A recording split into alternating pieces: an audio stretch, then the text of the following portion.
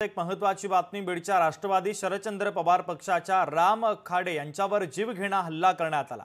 राम खाडे यांच्यासह तिघा सहकाऱ्यांवर जीवघेणा हल्ला करण्यात आला। नगर सोलापूर महामार्गावर मांदळी गावाजवळची ही संपूर्ण घटना आहे। राजकीय वादातून हल्ला केल्याचा सहकाऱ्यांचा आरोप आहे। खाडेंची प्रकृती बिघडत असताना त्यांना हॉस्पिटलमध्ये दाखल करण्यात आलेला आहे।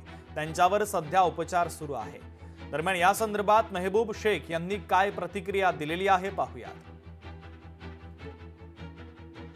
तर अचानक एक 10 लोक तोंड पूर्ण बांधलेले असे अचानक आले।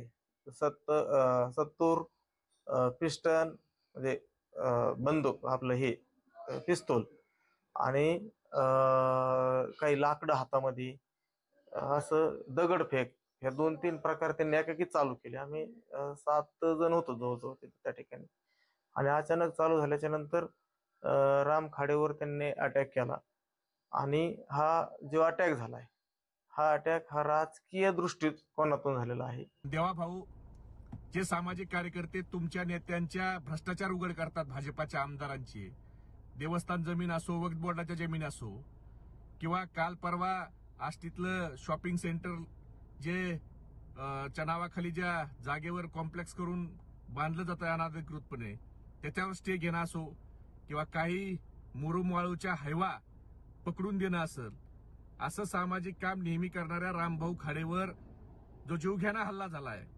हा देवाभाऊ कुणी केला? आष्टी पोलीस स्टेशननं कुणाच्या सांगण्यावर अहवाल दिला की राम खाडेला पोलीस संरक्षणाची गरज नाही, तर त्या अहवाल करणाऱ्यावर कारवाई आता तुम्ही करणार आहेत का? या राम खाडेचा हल्ल्याच्या मागचा मास्टरमाइंड कोण आहे देवाभाऊ हे तुम्हाला शोधावं लागणार आहे का? तुम्ही तुमचे आमदार कसेही वागले तर त्यांचा भ्रष्टाचार जर तुम्ही उघड केला तर तुम्हाला जीवानीशी जावं लागेल। हा संदेश तुम्हाला महाराष्ट्राला द्यायचा आहे का? लोकशाही मराठी ऐका, पहा, जागरूक रहा।